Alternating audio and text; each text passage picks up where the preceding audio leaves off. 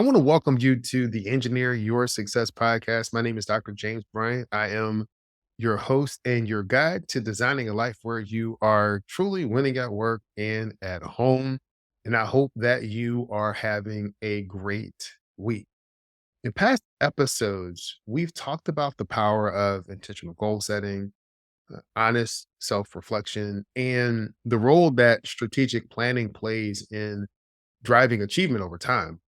I have shared my own journey and my learning experiences over the past few years on building and sustaining momentum both in business and in life. Today, we're going to take a deeper dive into a tool that ties a lot of those elements together, and that's the quarterly review.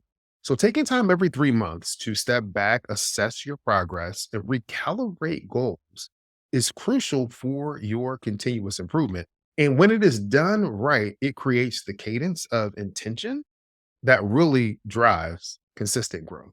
So, in this episode, we're going to talk about some common mistakes that hinder an effective quarterly review and how to avoid those pitfalls. And I'm going to share some tips in maximizing these check ins to accelerate your success. And we'll discuss why partnering with a coach can also enhance your review and planning process. So, the aim of this episode is really to equip you with strategies to make the most of your quarterly review, to intentionally design each of your 90-day cycles to move you closer so that you are living the life that you want. So, let's talk about the benefits of quarterly reviews. It's really easy to get caught up in the day to day and lose sight of the bigger picture. That's why it is crucial to have these intentional touch points every 90 days. Initially, when thinking about this episode, I was talking to one of my coaches and then also talking to a fellow coach that regularly meet with. So we meet once a month and just talk about what we've been going through. And we both were lamenting on our meeting how the quarter passed by so fast. We didn't feel like we had accomplished all that we wanted to accomplish. And it wasn't until we started actually going through this quarterly review type process that we began to see the things that we actually were able to accomplish. Quarterly reviews serve multiple purposes. First, they provide consistency. Checking in each quarter creates a rhythm of achievement versus operating in a reactive mode. So here you're taking control of your growth in both in your personal and your professional life. Here are a few other benefits of conducting this type of quarterly review. When you're able to celebrate wins and progress, no matter how small that progress is, you're able to celebrate them because it's moving you closer to your overall goal. Number two, I think is really important because it helps identify areas of improvement so that you can create plans to actually get back on track and course correct. And while you're doing that, it also helps to maintain your motivation and focus because you are routinely looking at the things that you're trying to accomplish. What are the habits? What are the steps that you're trying to take?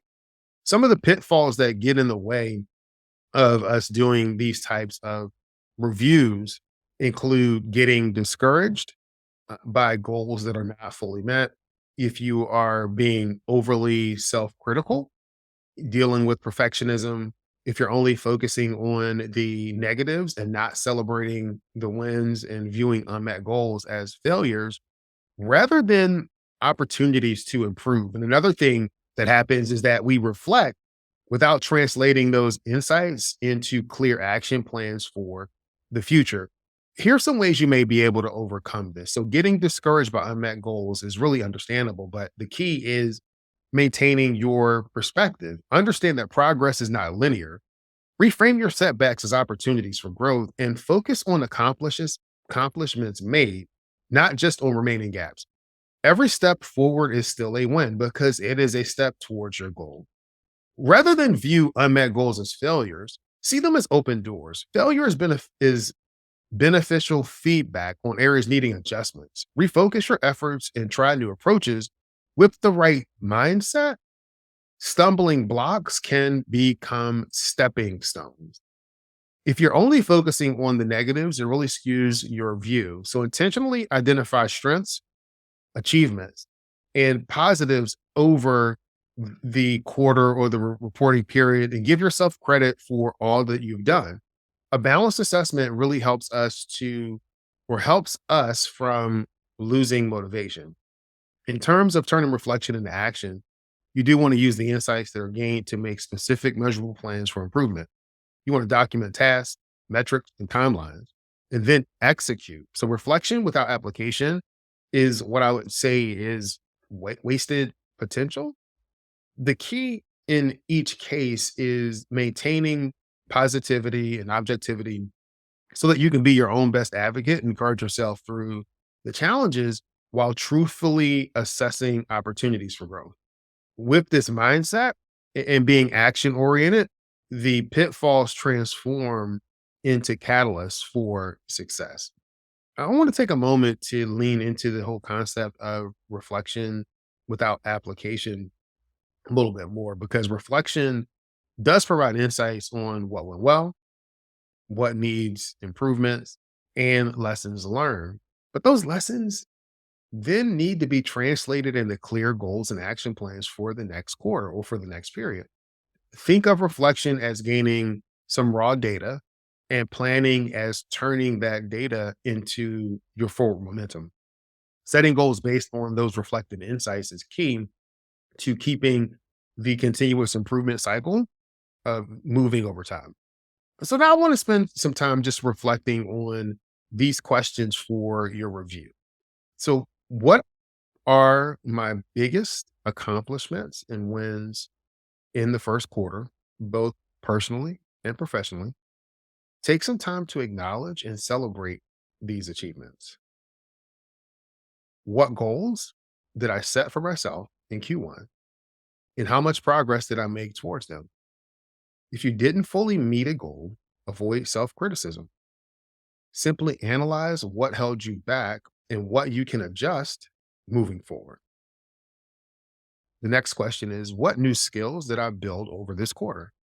Consider both technical and soft skills, or what I call the critical skills, like effective communication, emotional intelligence, leadership. So, what new skills did you acquire this quarter? How did I show up for myself physically and mentally over the quarter? Did I build or maintain those positive habits? What relationship did I nurture or strengthen? Did any relationships fall by the wayside? What brought me joy and fulfillment over the past 3 months? What activities recharged me? Now I want to look ahead to the next quarter and using the insights that you would gain from that reflection. Here are some things to consider how you can that can help move you forward. So this question is, what one or two key professional goals do I want to tackle in this next quarter? Pick something that's meaningful but realistic in terms of based on your other commitments and what you're working on. The next question is, what new habit or ritual do I want to incorporate for self care? Perhaps daily meditation or weekly family hikes. You can start small, but it has to be meaningful to you.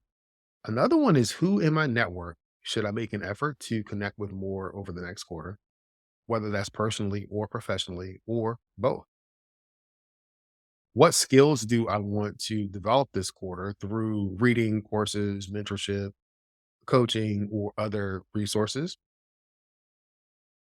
What fun or recharging experiences do I want to prioritize over this quarter and add them to your calendar? Listen, the quarterly cadence of personal and professional check ins really helps to maintain self awareness, accountability, and intentionality. I want you to be your own best advocate over the quarter, and you're going to find that you're going to make steady progress towards your definition of success. Remember, there's no one size fits all definition. If you like the ideal of doing this type of review, but you don't want to hold yourself accountable, then consider working with the coach, either one on one or in a group. Here's how some coaches may be able to benefit you. We can ask questions that spark deeper reflection and assessment of what's working versus what's not working. And we'll provide an outside vantage point that brings some objectivity. Coaches can help discern strengths and blind spots that you might miss on your own, as well as provide focused feedback for improvement. A coach's insight helps you gain greater self awareness. Coaches help you maintain accountability towards your goals, consistently tracking your progress and prompting course corrections if needed. It's harder to let things slide when you have that coach checking in on you on a regular basis. Another value of having a coach is it encourages you through those obstacles, challenges, and periods of stagnation. And we support you and help you stay positively motivated.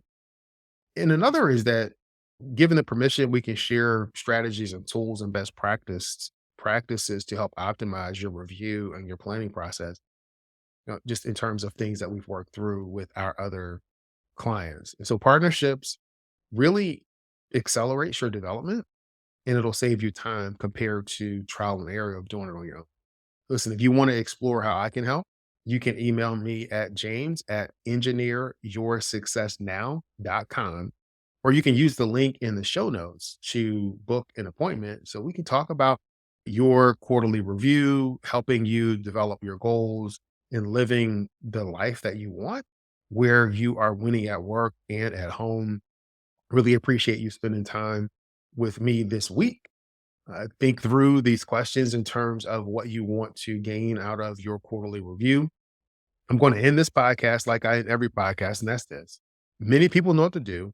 Fewer people know how to do it. And there's a select group of people that actually follow through, do it, and are living the life of their dreams. It is my desire for you to be part of that select few. I want you to be great this week.